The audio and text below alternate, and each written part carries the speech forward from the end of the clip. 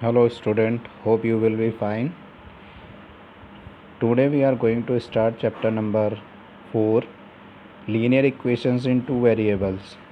Okay student, so linear equation in two variables, how we will tell? Firstly I will give the example of linear equation in first variable. So linear equation first variable is 3x plus 6 is equals to 0. Okay तो 3x is equals to 6 को उधर भेजेंगे right side में, क्या बन जाएगा -6, तो x is equals to हो जाएगा -6/3, 3 2 जा 6, तो x इज इक्वल्स टू -2. ठीक, ये x की वैल्यू हमने सॉल्व कर ली. वेरिएबल क्या है? सिर्फ x है आपका यहाँ पे. ठीक, तो इसलिए क्या बन गया आपका linear equation in one variable. Linear क्यों कहला रही है? क्योंकि यहाँ डिग्री जो है वो 1 है, x की पावर कितना है 1, तो इसलिए ये लीनियर इक्वेशन. ठीक है, वेरिएबल क्या हो गया? लीनियर हो गया. जैसा आपने पढ़े हैं लीनियर पॉलिनोमियल, क्वाड्रेटिक, ठीक है, क्यूबिक. तो क्वाड्रेटिक होगा तो वहाँ x की पावर 2 होनी चाहिए, डिग्री 2 होनी चाहिए. ठीक है, तो अभी तो ये लीनियर इक्वेशन वन वेरिएबल है क्योंकि एक ही वेरिएबल x है आपके पास.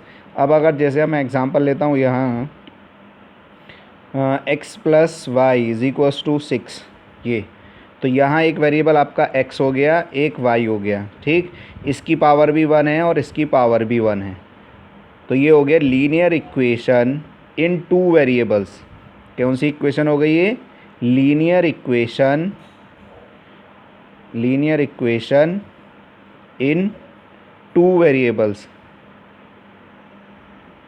ओके स्टूडेंट, x और y दो वेरिएबल हो गए हमारे पास. डिग्री इनकी 1 1 है इसलिए लीनियर हुआ. टू वेरिएबल है इसलिए टू वेरिएबल्स हो गया. ठीक है, तो लीनियर इक्वेशन टू वेरिएबल ये कहलाएगी. और ये किसका एग्जांपल था? ये था linear equation in one variable. Okay student, तो ये डिफरेंस समझ में आया. तो इसका मतलब लीनियर इक्वेशन की जो स्टैंडर्ड फॉर्म होगी वो क्या होगी? Linear equation two variable standard form जो होगी वो होगी आपकी ax plus B Y is equals to C. ये क्या है? Standard form of linear equation in two variable. ठीक है, इस तरीके से इसको दिखाएंगे. अब यहाँ पे a क्या है? x का कोफिशिएंट है, जो भी न्यूमेरिकल वैल्यू आएगी. ऐसे ही b क्या है? यहाँ भी वो न्यूमेरिकल वैल्यू रिप्रेजेंट करेगी, आपकी कोफिशिएंट हो गया 20 का. c कांस्टेंट वैल्यू हो गई आपके पास, कोई भी न्यूमेरिक वैल्यू जो होगी वो कांस्टेंट वैल्यू में आएगी. तो आपका जैसे ये हो गया 2x plus 3y is equals to 5. अब आपसे पूछा जाता है कि इसको a b और c की वैल्यू फाइंड आउट करिए. किसकी वैल्यू फाइंड आउट करिए? a b और c की. ओके स्टूडेंट, तो किस तरीके से हम फाइंड आउट करेंगे? तो इस इक्वेशन को लिखेंगे बाय कंपेयरिंग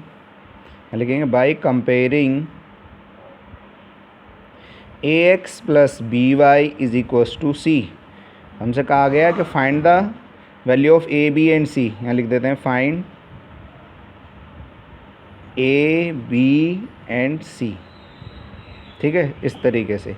तो by comparing ax plus B Y plus C equals to C. तो a की वैल्यू क्या होगी? देखो यहाँ x का कोफिशिएंट a है और यहाँ x का कोफिशिएंट क्या है? 2 है, तो a की वैल्यू कितनी आ गई? 2. यहाँ y का कोफिशिएंट क्या है? b. यहाँ क्या कोफिशिएंट है? +3, तो b की वैल्यू हो गई +3. ठीक, ऐसे ही c की वैल्यू हो गई यहाँ कितना है? 5, तो c इज इक्वल्स टू 5. तो कंपेरिजन करके इस तरीके से आप वैल्यू फाइंड आउट कर लेंगे इसकी. तो student hope you have understand कि किस तरीके से हमने इसको बताना है linear equation in two variables. Okay student, इसका चैप्टर आपका क्लास 10th में भी है, तो इसलिए इसको अच्छे से करिएगा. यहाँ पे सिंपल इक्वेशंस दे रखी हैं, सिर्फ आपको ये बताना है कि इक्वेशन फॉर्म करनी है लीनियर इक्वेशन और उसके बाद आपने वैल्यू फाइंड करनी है. ABC बताओ क्या होगा. तो जैसे ही आपका एक्सरसाइज है यहाँ पे एक्सरसाइज 4.1. ठीक है, तो उसका पहला क्वेश्चन है एक्सरसाइज लिए आपकी 4.1. जैसा पहला क्वेश्चन है इसमें कह रहा है the cost of a notebook. ये देखो, the cost of a notebook is twice the cost of a pen.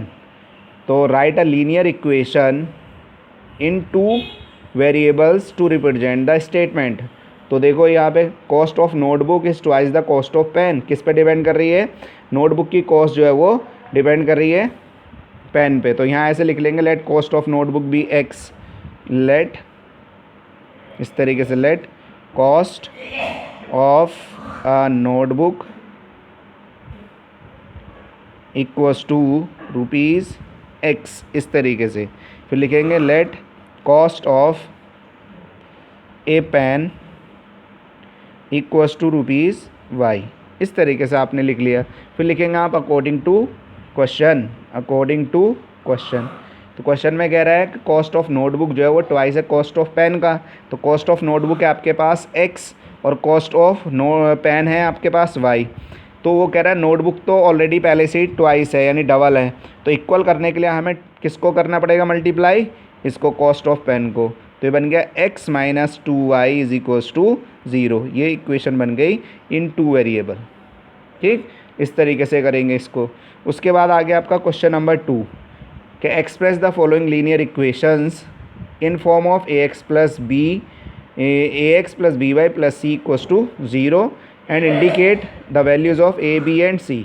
तो इसको पहले ax plus by plus c की फॉर्म में लिखेंगे। तो जैसे पहला पार्ट है इसका आपके पास कि 2x plus 3y is equals to 9.355 पे बार लगा हुआ है, इसका मतलब है कि डिजिट बार बार रिपीट हो रही है। ठीक है, 9.35555 इस तरीके से डॉट डॉट, तो उस पर बार लगाया हुआ है। तो अब इसको हमने ax plus by plus c की फॉर्म में लिखना है। तो हम लिखेंगे इसको 2x प्लस 3y माइनस 9.35 बार इक्वल्स टू 0।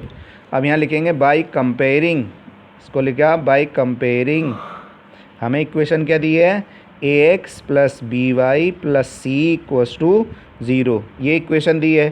तो a की वैल्यू हमारे पास क्या हो जाएगी, अब देखो यहाँ x का कोएफिशिएंट है a और यहाँ x का कोएफिशिएंट क्या है 2, तो a इज इक्वल्स टू 2 हो गया। अब ऐसे ही y का कोएफिशिएंट है यहाँ b, यहाँ कितना है 3, तो b इज इक्वल्स टू कितना हो गया 3। ऐसे ही c यहाँ प्लस का है या माइनस का, तो c इज इक्वल्स टू हो गया माइनस 9.35 बार। इस तरीके से आप इसको रिप्रेजेंट कर लेंगे। ठीक है, ऐसे ही आपके पास सेकंड पार्ट है इसका। सेकंड पार्ट में x minus y over 5 minus 10 equals to 0, ये ax plus by plus c form में दे रखा है ऑलरेडी। तो इसको लिखेंगे हम x minus 1/5 into y minus 10 equals to 0 और by comparing ax plus by plus c equals to 0। तो यहाँ देखिए x का कोफिशिएंट क्या है यहाँ पे 1, क्या है 1 कोफिशिएंट x का 1, तो ये बन गया a इक्वल्स टू 1। यहाँ b का कोफिशिएंट क्या है माइनस 1/5, तो b इज इक्वल्स हो गया माइनस 1/5 y का कोफिशिएंट। और c की वैल्यू क्या हो गई, यहाँ प्लस है और यहाँ माइनस में है 10, तो c is equals to minus 10। इस तरीके से आप करेंगे। ठीक है, hope you can solve these questions.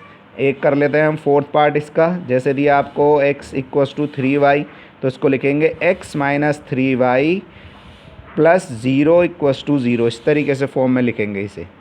ये 3y इधर आ गया, कांस्टेंट हम कुछ दिया नहीं c, तो इसे प्लस 0 कर लिया इक्वल्स टू 0, लिख दिया बाई कंपेयरिंग। इसको भी लिख दिया बाई कंपेयरिंग। किससे कंपेयर कर रहे हैं हम, ax plus by plus c equals to 0। तो a की वैल्यू क्या हो गई, यहाँ x का कोएफिशिएंट क्या है, जब कुछ नहीं होता वो 1 होता है, 1 उसके मल्टीप्लाई में होता है, तो ये आ गया a की वैल्यू 1, b की वैल्यू हो गई माइनस 3 और c कितना हो गया 0, इस तरीके से। तो होप आप कर लेंगे ऐसे। फिफ्थ पार्ट भी इसका, सिक्स्थ पार्ट, और जैसे सिक्स्थ पार्ट ही दे रखा आपका, सिक्स्थ पार्ट भी करके बता देता हूँ मैं आपको कैसे करेंगे इसका। सिक्स्थ पार्ट में देखिए, सिक्स्थ पार्ट में दिया है आपको 3x प्लस 2 इक्वल्स टू 0, तो इसको लिख लेंगे हम 3x, y वाला टर्म नहीं दे रखा तो उसको लिख लिया 0y प्लस 2 इक्वल्स टू 0, लिख दिया बाई कंपेयरिंग। क्या लिखेंगे, बाई कंपेयरिंग। ओके स्टूडेंट, किससे, ax plus by plus c equals to 0, तो a इक्वल्स टू हो गया 3, यहाँ देखो a का x का कोफिशिएंट है, यहाँ कितना है 3 है, तो a इक्वल्स टू 3 हो गया। अब देखो y का कोफिशिएंट b है, यहाँ y का कोफिशिएंट है 0, तो b इक्वल्स टू 0 हो गया और c इक्वल्स टू 2 हो गया। इस तरीके से आप निकालेंगे। तो बाकी rest of the part you will solve. I have solve here part 1, second, fourth and sixth. ठीक है, तो आप इसमें थर्ड, फिफ्थ और 7th and 8th part you will solve by yourself. Okay student.